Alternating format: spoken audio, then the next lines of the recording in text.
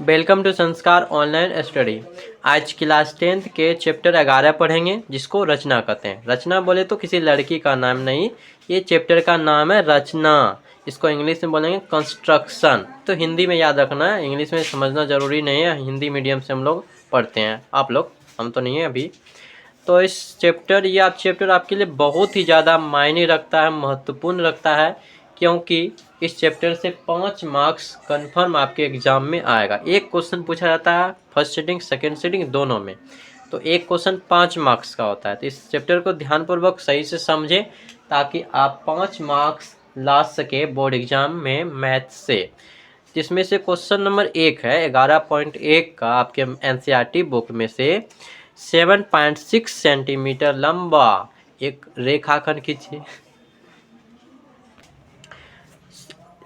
7.6 centimetre लंबा एक रेखाखंड खींचिए और इन्हें 5:8 में विभाजित करना है। बोले तो ये जो रेखा आपका हो जाएगा 7.6 सेंटीमीटर का, उसको 5:8 में विभाजित करना है। विभाजित करने के बाद मापना भी है ना, दोनों कितने कितने भाग में बटा है। तो सबसे बेहतरीन क्वेश्चन है ये, आसान है, सबसे ज़्यादा आसान है। बोर्ड एग्जाम में पूछ लेगा तो आप इस वीडियो देखने के बाद आप फूंक सकते हैं 5 नंबर। फूंकना नहीं है, उड़ जाएगा नंबर आपका, नहीं तो 5 नंबर लाना है आपको। ध्यान से इस वीडियो को देखें ताकि वहाँ पे क्वेश्चन मिस ना कर सकें। तो इसको बनाने से पहले सही से तो आप रफ कॉपी में बना देते हैं। रफ कॉपी में आपको बना के समझाते हैं, तब जाके आपको फाइनल बताया जाएगा कैसे बनाना है।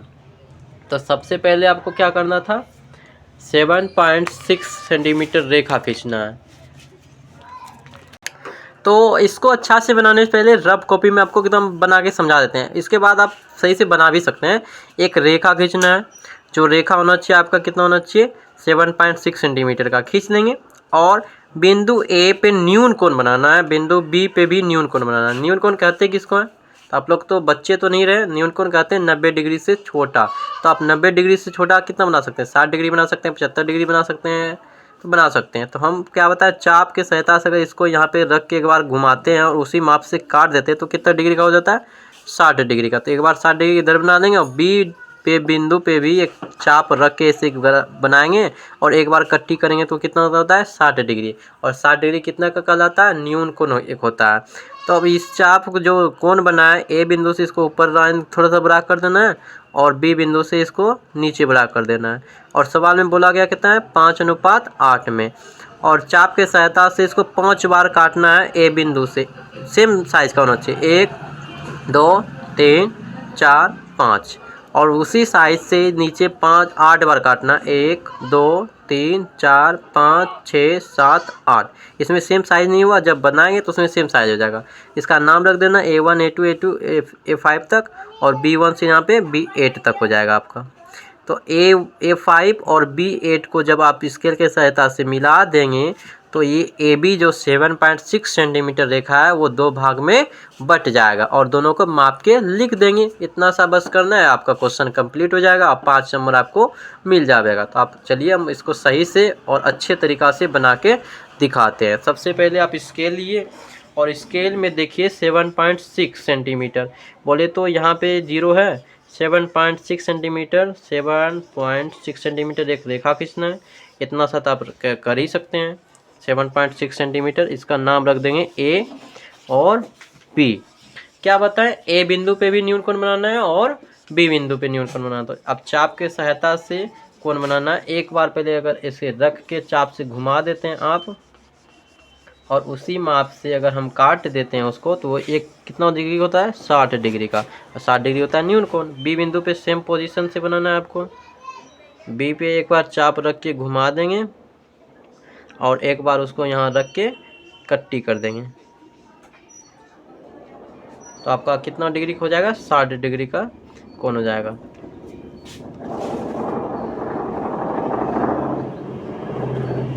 डिग्री कोण बनाने के बाद आप स्केल के सहायता से ए बिंदु से डिग्री वाले जो बिंदु है उसको ऊपर थोड़ा सा खींच देंगे। यहाँ से आप इसको थोड़ा ऊपर कर देते हैं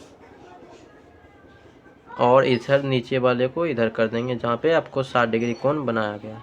बनाने के बाद आप चाप के सहायता से कोई भी एक माप ले लीजिए, छोटा सा माप, और माप से काटना आरंभ कर दीजिए। के बार ऊपर में काटना है? 5 बार काटना है आपको। 1 2 3 4। आपका इस चाप जो है बड़ा नहीं होना चाहिए, नहीं छोटा होना चाहिए, एक ही माप का होना चाहिए ताकि आपका सही हो जाए। 5 बार हो गया। उसी माप से आपको नीचे बी बिंदु से 8 को काटना है आपको।